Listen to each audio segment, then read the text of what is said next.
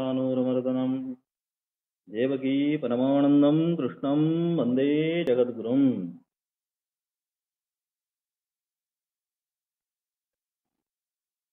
अशा प्रकारे आपण मागच्या पाठामध्ये पाहत होतो.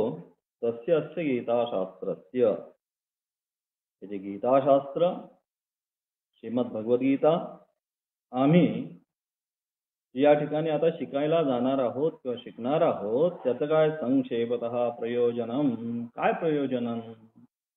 प्रयोजनोपि न मंदोपि परिवर्तते शास्त्र. प्रयोजन नसल्याशिवाय मंदबुद्धीचा मनुष्य सुद्धा एखादं कर्म करण्यासाठी प्रवृत्त होत नाही असं शास्त्र म्हणतं. तोपर्यंत प्रयोजन म्हणून इथे या ठिकाणी गीताशास्त्र किंवा गीतेसारखा असणारा महद ग्रंथ या ठिकाणी आम्ही काय करतोय, आता आरंभ करतोय त्याचा अध्ययन करण्यासाठी. मग त्याचं प्रयोजन काय. म्हणून तस्य अस्य गीताशास्त्रस्य संक्षेपतः प्रयोजनम, त्याचं असणार संक्षेपतः थोडक्यात जे प्रयोजन म्हणजेच काय. निश्रेयसम सहेतुकस्य संसारस्य अत्यंत उपरम लक्षणम, की संपूर्ण कारणसहित संसाराची काय उपरती, संसारापासून उपरती प्राप्त करणे, हे गीताशास्त्राचं असणार प्रयोजनम. आणि ते कशाने सिद्ध होतं. संसारापासून आपल्याला उपरती प्राप्त करून घ्यायची असेल तर त्याच्यासाठी काय केलं पाहिजे. मग तत म्हणून ते सांगितलं, तत च सर्व कर्म संन्यास पूर्वका, जोपर्यंत सर्व कर्म संन्यास होत नाही तोपर्यंत. म्हणून सर्व कर्म संन्यास पूर्वकातच काय होतं, आत्मज्ञाननिष्ठा. आत्मज्ञान जी निष्ठा आहे ती आत्मज्ञान निष्ठा म्हणजे ज्ञान मार्ग हा जो आहे हा कशाने प्राप्त होतो, तर तो गीतेच्या अनुषंगाने आचार्य म्हणतात, जोपर्यंत सर्व कर्म संन्यास होत नाही तोपर्यंत. जेव्हा म्हणून सर्व कर्म संन्यास होईल त्याच वेळा आत्मज्ञान निष्ठा त्याला प्राप्त होईल. आणि ज्या वेळेस आत्मज्ञान निष्ठा प्राप्त होईल त्यावेळेस त्यात काय, ते निरतिशय असणार सुख परब्रह्म तत्व, जे नारायण शब्दाने आरंभी सांगितलं ते तत्व त्याला प्राप्त होईल. आणि म्हणून तत तथा त्याप्रमाणे इमम एव गीतार्थ धर्मम उद्देश्य भगवता उक्तम हे अनुगीतासु. अनेक गीता आहे. गीता निश्चित फक्त भगवद्गीता नाहीये. अनुगीता, गणेश गीता, हनुमत गीता, गीतेमध्ये सुद्धा अनेक प्रकारच्या गीता आहे. त्यामध्ये अनुगीता म्हणून अनुगीता आहे. मग अनुगीतामध्ये सुद्धा भगवंत काय म्हणतात, ब्रह्म जे आहे ते ब्रह्माचं परमपद म्हणजे मोक्ष प्राप्त करायचा असेल तर तो कशाने, ज्ञाननिष्ठा रूप धर्म सही धर्म स पर्याप्त ब्रह्मण पदवेदेन. जोपर्यंत ब्रह्मपदाचं ज्ञान होत नाही, जोपर्यंत ब्रह्म ज्ञान जीवनात प्राप्त होत नाही तोपर्यंत ते परमपद म्हणजे मोक्ष जीव प्राप्त करू शकत नाही. आणि यालाच अनुषंगाने पुन्हा म्हणतात, किंच अन्यदपि तत्रैव उक्तम. तत्रैव म्हणजे त्याच अनुगीतेमध्ये पुन्हा याच अर्थाची, म्हणजे थोडक्यात संपूर्ण आचार्यांच्या अनुषंगाने सांगायचं झालं तर ज्ञानात एव कैवल्यम हा जो सिद्धांत आहे, हा सिद्धांत गीतेच्या माध्यमातून प्रतिपादित केला आहे. आणि म्हणून अशा प्रकारे नैव धर्मी न चाधर्मी न चैव हि शुभाशवी यस्यात् एकासने लीनः तूष्णीम किंचित अचिंतयत. की अशा प्रकारे जो न धर्मम न चार्थम न कामो न मोक्ष. तिथं आत्मशक्तीमध्ये सांगितलं मी काहीच नाही. पिता नैव मे नैव माता मे जन्म गुरुनैव शिष्यः चिदानंद रूप शिवोहम. अशा प्रकारे या आत्मशतक मध्ये सांगितलं तेच या ठिकाणी सांगितलं काय नैव धर्मी. जो धर्म असो अधर्म असो नंतर न शुभाशुभी. आता शुभ क्रिया असो अथवा अशुभ क्रिया असो हे काही कुठल्याच गोष्टीचं चिंतन न करता काय यहस्यात एकासने लीनः. एका आसनावर बसून तो काय करतो त्या परब्रह्म तत्वाचं त्या ब्रह्मतत्वाचं ध्यान करतो. तोच वास्तविक पाहता ते पद जीवनामध्ये प्राप्त करतो. जीवनामध्ये ते जर प्राप्त करायचं असेल पद कोणतं नारायण अथवा असणार ब्रह्मपद प्राप्त करायचं असेल त्या सर्वांच्या पार जाऊन जे जे आम्ही समजतोय त्याच्याही पेक्षा पुढे जाऊन म्हणून सांगितलं काय ज्ञानम संन्यास लक्षणम इति च. ज्ञान म्हणजे काय ज्ञान उत्पन्न होणं म्हणजे काय तर ज्ञान उत्पन्न होणं म्हणजे संन्यास. सम्यक न्यासः इति संन्यासः शास्त्र म्हणतो. सम उपपूर्वक न्य धातू म्हणजे न्यास म्हणजे काय प्रतिष्ठिता. सम्यक ज्याचा न्यास म्हणजे काय ज्याचा विचार सम्यक म्हणजे व्यवस्थितपणे ज्याने आपल्या जीवनाचा विचार केलेला आहे आणि या जीवनाचा विचार केल्यानंतर काय मला वास्तविक प्राप्त करायचं आहे याचा ज्याने आपल्या जीवनामध्ये निश्चय केलेला आहे तो वास्तविक संन्यासी. कारण त्या पदाला गेल्यानंतर पुन्हा मनामध्ये काय झाली नाही पाहिजे चल बिचल ही जी आहे ती होता कामा नये. आणि म्हणून ज्ञान म्हणजे काय या ठिकाणी सांगतात ज्ञान म्हणजे संन्यास लक्षणम. आणि म्हणून इह अपि अंते अर्जुनाय उक्तम. आणि या ठिकाणी सुद्धा गीतेमध्ये सुद्धा शेवटी भगवंत त्याच अनुषंगाने अर्जुनाला उपदेश करतात काय सर्व धर्मान् परित्यज्य मामेकम शरणम व्रज. हे अर्जुना काय कर तू जे जे समजतोय हा माझा धर्म तो माझा धर्म मी क्षत्रिय मी अमुक मी तमुक हे जेवढं काही तू समजतोय हे सर्वच्या सर्व म्हणून जे जे परमेश्वराची प्राप्ती त्यावेळेसच होतं ब्रह्मज्ञान त्यावेळेसच होतं जे जे आपण म्हणून काल सांगितलं होतं ब्रह्मकार्य अकार्य सिद्ध आहे त्याला करण्यासाठी किंवा ब्रह्म प्राप्त करण्यासाठी काहीच करायचं नाही. फार साधे काय साधना करायची बरेच वेळा मला ब्रह्मज्ञान प्राप्त करायचंय अमुक प्राप्त करायचंय मोक्ष ज्ञान प्राप्त करायचंय मी काय साधना करू. अरे जी साधना करतोय ते सगळं सोडून दे.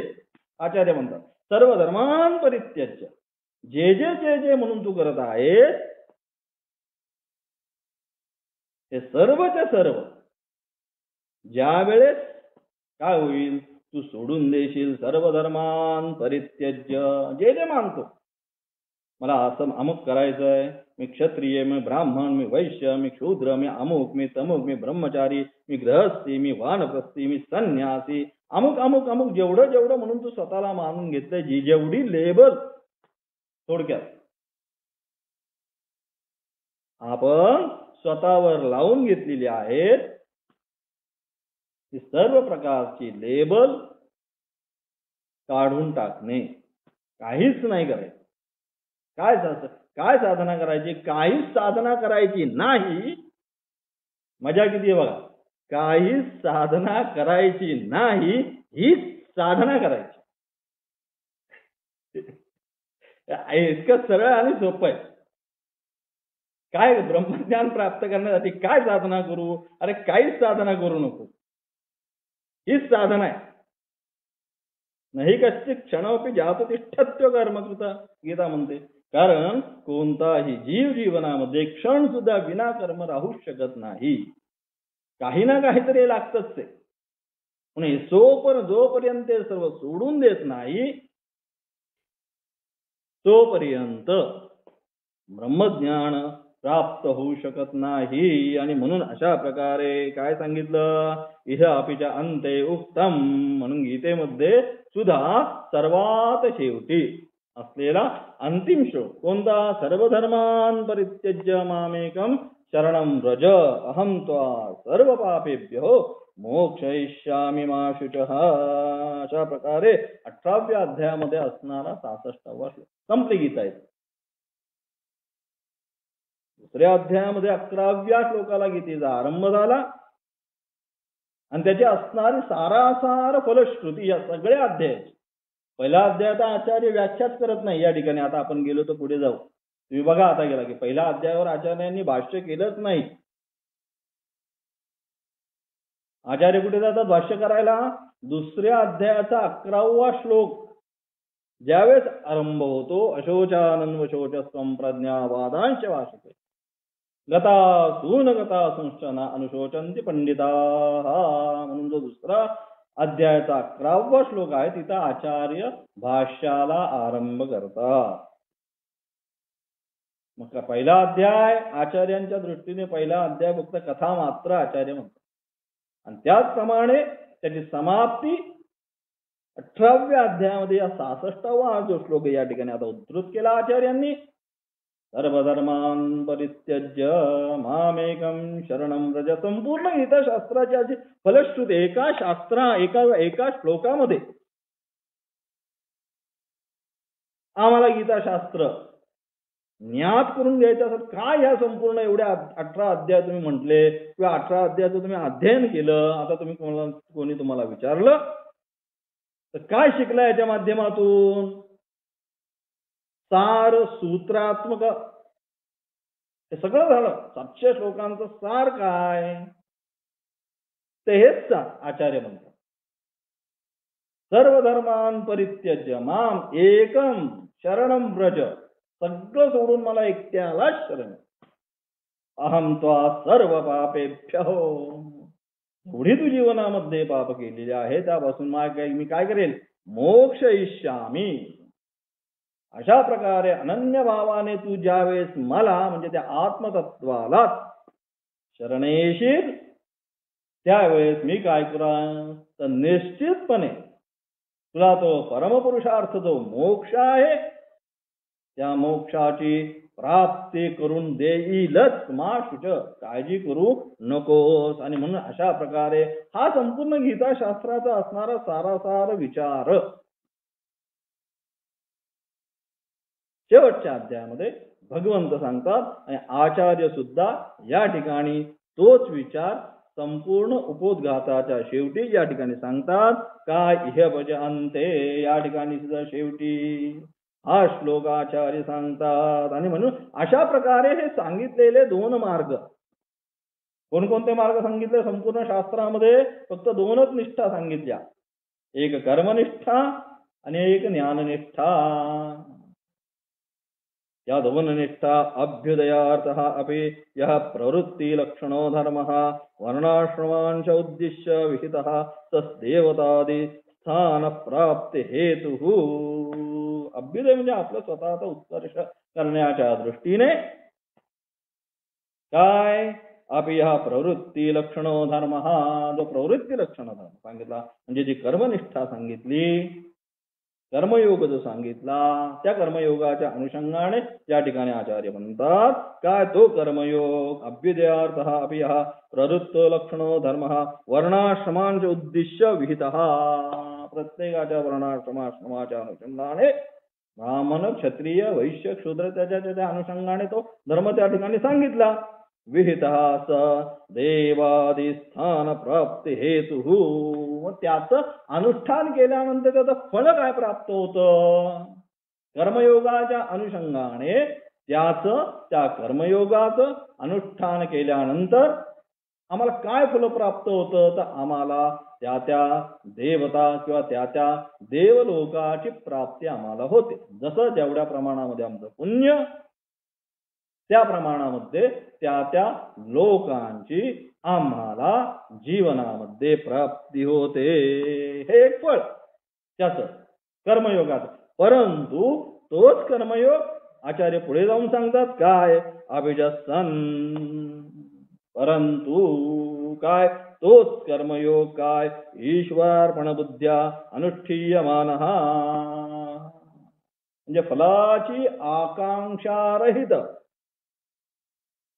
फल त्यागरहित, फल त्याग करून फलाची कुठल्याही प्रकारची आकांक्षा न करता तोच कर्मयोग सन ईश्वरार्पण बुद्ध्या अनुष्ठीयमानः, कुठल्याही प्रकारच्या मनामध्ये फलाची इच्छा न धरता ज्यावेळेस त्या कर्मयोगाचं अनुष्ठान आम्ही करू त्यावेळेस काय होणार आहे, त्यावेळेस सत्वशुद्धये भवती फलाभिसंधिरहितः, त्यावेळेस तोच कर्मयोग काय होणार आहे तर सत्वशुद्धये भवती, तोच कर्मयोग आमच्या अंतःकरणाची शुद्धी करतो.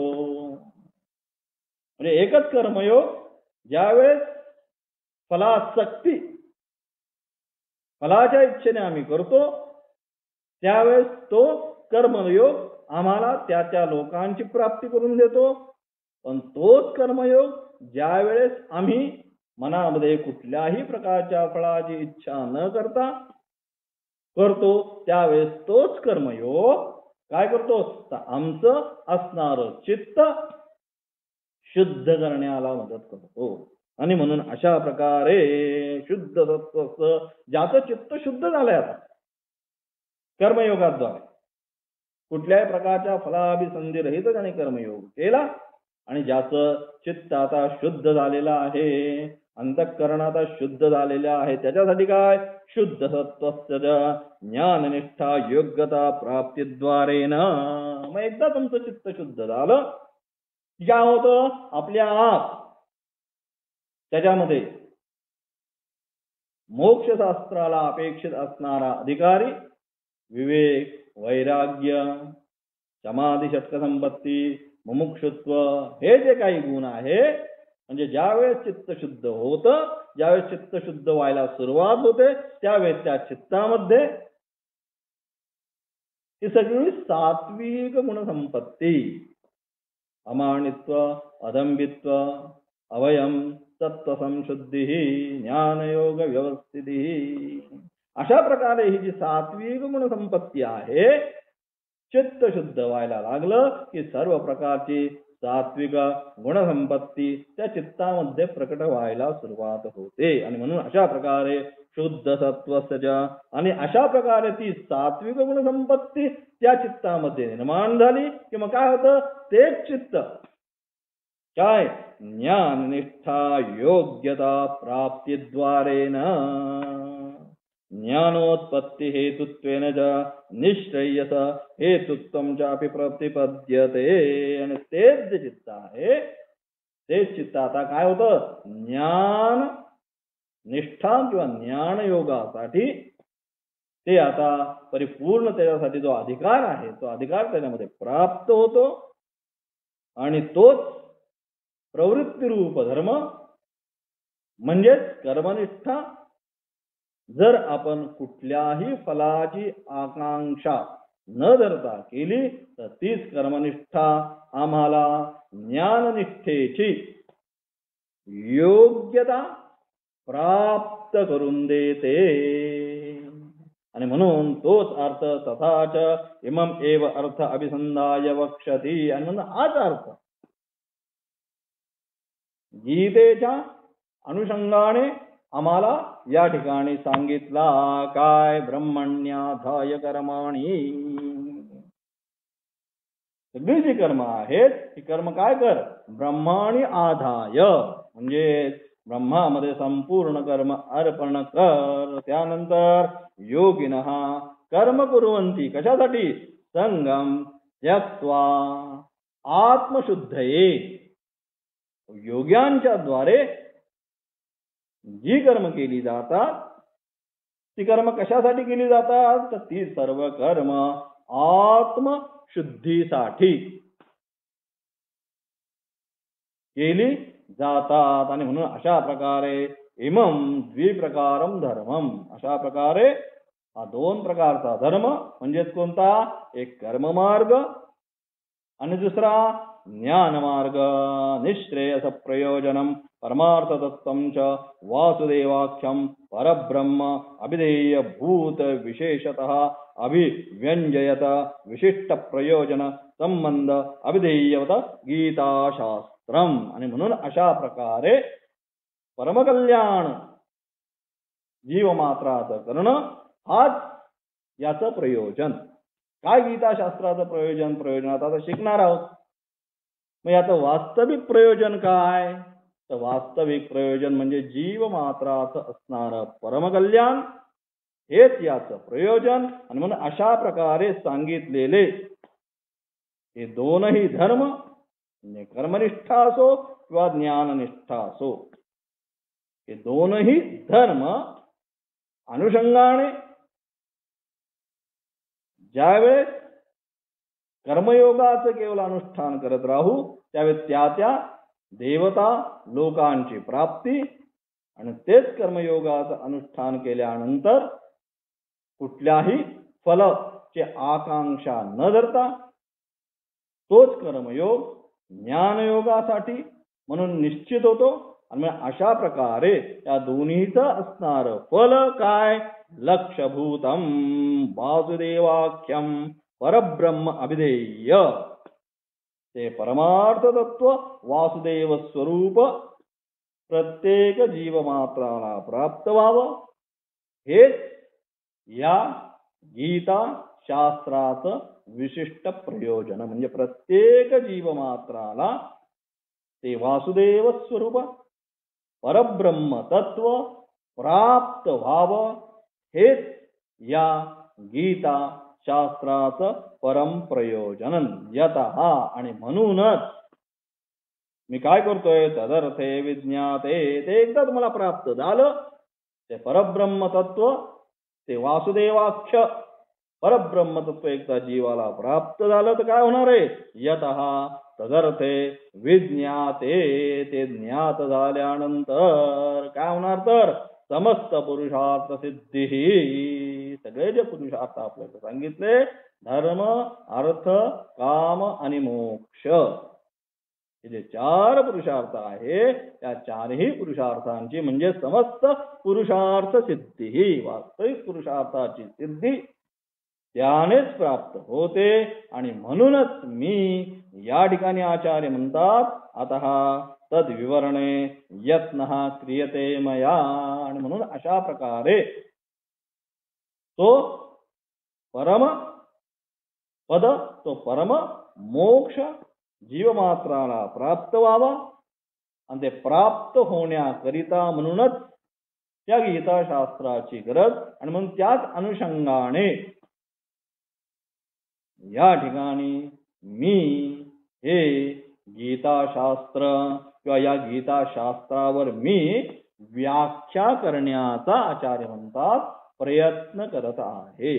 म्हणजे गीताशास्त्राचा असणारा सारासार्थ विचार पाहायला गेला ते परब्रह्मतत्व, ते परब्रह्मतत्व सर्व जीवमात्राला प्राप्त व्हावं या अनुषंगाने भगवंताने अर्जुनाला त्या ठिकाणी निमित्त मात्र करून सर्व जीवमात्रांचं कल्याण आणि सर्व जीवमात्रांना ते परम ब्रह्मतत्वाची प्राप्ती जीवनामध्ये प्राप्त व्हावं याकरिता म्हणून हे गीता शास्त्राची भगवंतांनी रचना केली. आणि म्हणून त्याचा असणारा अर्थ जो आहे तो त्याच अनुषंगाने मागे पाहिल्याप्रमाणे शिवश्च हृदयम विष्णू विष्णुश्च हृदयम शिवः, की ज्याप्रमाणे शिवाच्या हृदयामध्ये विष्णूचा निवास आहे आणि विष्णूच्या हृदयामध्ये शिवाचा वास आहे, त्या अनुषंगाने या ठिकाणी सुद्धा भगवंत विष्णू नारायण श्रीकृष्ण त्यांना जे काही सांगायचं हाय सर्व त्यांच्या हृदयामध्ये ज्याचा वास आहे म्हणजे कोणता शिवाचा शिव शंकर साक्षात असल्यामुळे त्या गीताशास्त्राचा यथार्थ असणार ज्ञान यथार्थ असणारा अर्थ काय सांगायचं नक्की तेच सांगायचं सर्व धर्मान परित्यज्य माम एकम शरणम व्रज तुझे सगळे उद्योग जे बाकी केलेले आहेत तुझे चालू आहेत सर्व उद्योग तू बंद करून टाक आणि फक्त मलाच त्या परमात्मा तत्वालाच तू परिपूर्ण भावाने शरण ये त्यावेळेस मी निश्चितपणे तुला ज्यावेळेस तू अशा प्रकारे मला शरण येशील त्यावेळेस मी तुला निश्चित ते जे मोक्षपद आहे ते निश्चित ते मोक्षपद तुला दिल्याशिवाय राहणार नाही हाच संपूर्ण गीता शास्त्राचा असणारा सारबिंदू हेच गीतेमध्ये सांगितलं दुसरं गीतेच्या माध्यमातून दुसरा कुठलाच सिद्धांत सांगितलेला नाही हाच सिद्धांत गीतेने सांगितला आणि त्याच अनुषंगाने आचार्य त्यावर व्याख्या भाष्य करतात अशा प्रकारे या ठिकाणी असणारा गीतेचा उपोद्घात कशासाठी गीता शिकायची या ठिकाणी संपून आचार्य पुढे भाष्याला आरंभ करतात म्हणून सोमवारच्या पाठामध्ये आपण जरी भाष्य नाही जरी पहिल्या अध्यायावर लिहिलं तरी सुद्धा पहिल्या अध्यायाचा असणारा आपततः अर्थ प्रत्येक श्लोकाचा अर्थ कळावा आपल्याला माहिती असावं काय प्रत्येक श्लोक धर्मक्षेत्र म्हणजे काय कुरुक्षेत्र म्हणजे काय त्या अनुषंगाने त्या पहिला अध्याय जरी भाष्य केलं नसलं तरी सर्वसाधारण अर्थ आपण पाहणार आहोत आणि अशा प्रकारे त्याचा अर्थ पहिल्या अध्यायाचा सोमवार पासून आपण आरंभ करणार आहोत